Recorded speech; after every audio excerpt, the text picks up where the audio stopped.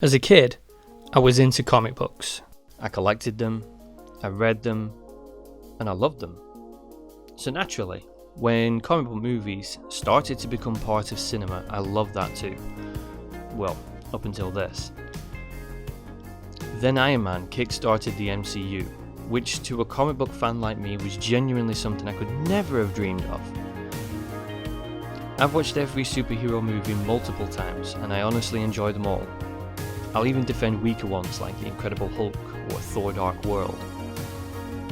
But I have noticed the problem with the MCU. Actually, it's a problem with comic book movies in general. They're populated with sociopaths. When I use the word sociopath, what I'm referring to is a character who acts in self-interest and manipulates people around them to further their own agenda, with little to no regard for how those actions affect the people around them, and show no remorse for any negative action they may have engaged in. I don't even mean just the villains either, the heroes too. Don't believe me? Let's take a look at the questionable morality of superhero movies. When we're introduced to Iron Man, he's a charming douchebag who is irresponsible and has no regard for how his actions affect other people.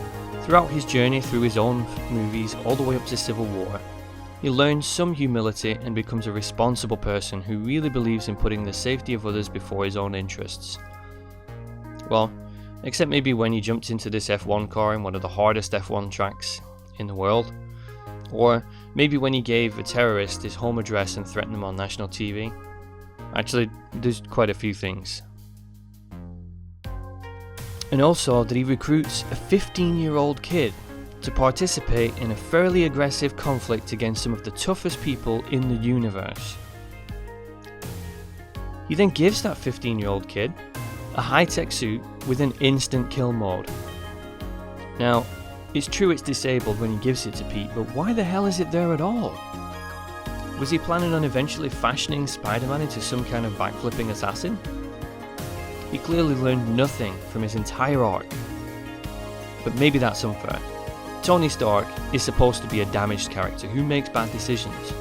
What about Captain America? He started his journey as a very moral person who had no interest in killing people. I don't want to kill anyone. I don't like bullies. I don't care where they're from. His character has always been about trying to do the right thing. But over time, he's actually become less concerned with not killing, and takes on a more ends-justify-means approach.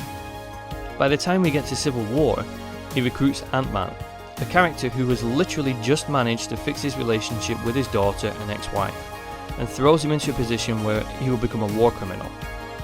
And yeah, his motives are well-intentioned, but that doesn't excuse the fact that he really shouldn't be putting people in that position if he cares about their safety. He does the same thing to Scarlet Witch, a troubled young girl who has incredible powers and is still suffering from the death of her brother, and he throws her into the same conflict too. Now it is true that these characters could say no, but honestly, what are you going to do when the world's most famous superhero puts you on the spot and asks for your help?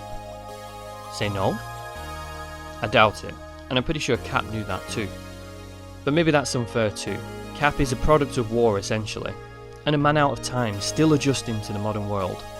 To prove this isn't just a Marvel problem, let's take a look at what DC have offered up. Batman is often cited as being a man who walks the edge but toes the line.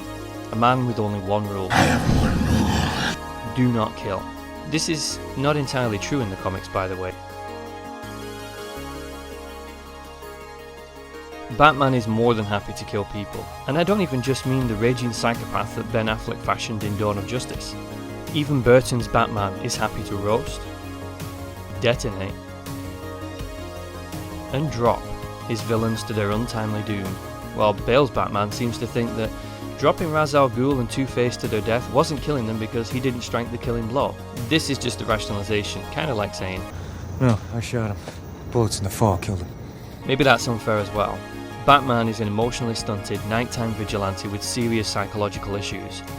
It makes sense that this type of person would be willing to go to any lengths. Superman is going to prove me wrong, right? No.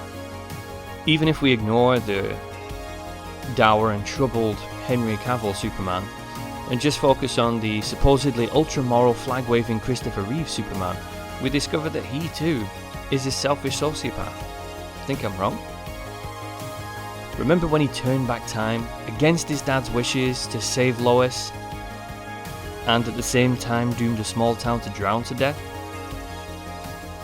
Or how about when he abused his powers to mind rape Lois and erase her memory? Or maybe the time when he wouldn't stand up to the bully unless he had superpowers with which he could bully the bully. I could go on. The comic book movie universe has a sociopath problem. They all act selfishly with little regard for the other people around them. Another worrying thing is that they never show remorse for their actions, often brushing them off with a joke or a speech. Well, almost everyone. And here's where the illustrious Doctor comes in. At first glance, Doctor Strange seems like an Iron Man copy. They're both arrogant, egotistical, and brilliant. And that's where the comparison ends. Unlike Iron Man, who never actually learns from his experiences and continues to act in self-interest, the Doc actually learns humility from his time in Kamar-Taj. He learns the value of other perspectives and cultures. At its core, Doctor Strange is a movie about the acceptance of failure. And throughout it, Steve learns that failing can be okay. Sometimes it's even the solution to the problem. More importantly, Doctor Strange exhibits a character trait which no other superhero movie character exhibits: remorse. When I became a doctor, I swore an oath to do no harm, and I have just killed a man. I'm not doing that again. Doctor Strange is literally abhorrent at the fact that he is forced to take a life. No other character has ever showed this response. This film and character goes to such great lengths to show how the ends don't justify the means, that for the rest of the movie, nobody dies. Even the film's villain Caecilius and his evil boss Dormammu don't die. Doctor Strange solves all the narrative problems without killing anyone, which is something that doesn't happen in any other comic book movie at all. And that's something that I find interesting and definitely unique. But he's not alone. The only other character who breaks this sociopathic trend is Black Panther. Unlike all the other Marvel and DC characters who are steadfast in their beliefs that they are the person who is correct and will willfully fight against anyone who disagrees with them, Black Panther doesn't. We're introduced to T'Challa in Civil War, where he spends the entire movie trying to gain revenge for his father's death at the hands of Zemo. When he finally corners Zemo and gets ready to exact his revenge, he too does something that no other comic book character has done. He empathizes. Empathy is a defining trait of human nature, and one sorely lacking from every character in comic book movies. Rather than kill his dad's murderer, he listens. He understands and he shows remorse for embarking on a quest for vengeance. Instead, he opts to allow Zemo to face justice, not vengeance. This is a characteristic which continues into his own movie. Throughout Black Panther, T'Challa is hounded and supplanted by Michael B. Jordan's brilliantly written and acted Killmonger. Yet, when he speaks to his father on the ancestral plains, rather than bow to his will and culture, he berates him for mistreating Killmonger as a child, and very reluctantly realizes that he has to stop Killmonger, but it's a problem of his dad's making, not Killmonger himself. Further to this, at the end of the movie, after he's defeated Killmonger, he offers him the chance to return to Wakanda and get medical treatment to save his life. Killmonger chooses not to, and instead shows remorse at the fact that he didn't spend more time appreciating the beauty of Wakanda, instead of embarking on a vendetta. Like with Zemo, T'Challa empathizes with Killmonger in this position, and takes him to view the stunning landscape of Wakanda, and stays with him as he dies, granting his dying wish in effect. It's truly a powerful and moving ending to this story, which, in my opinion, cements his place alongside Doctor Strange as a character I'd be happy for my kids to look up to. A true hero.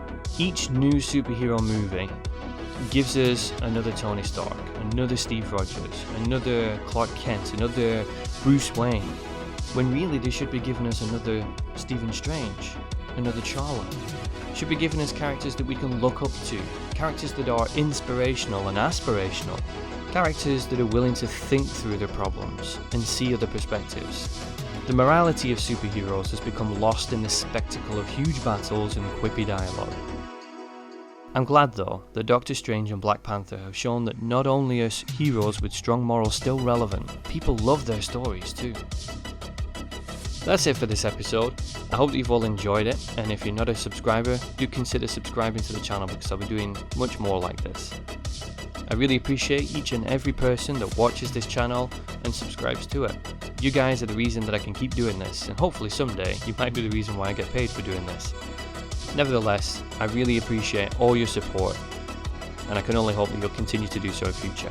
Thanks very much for your time, guys, and I'll catch you on the next episode.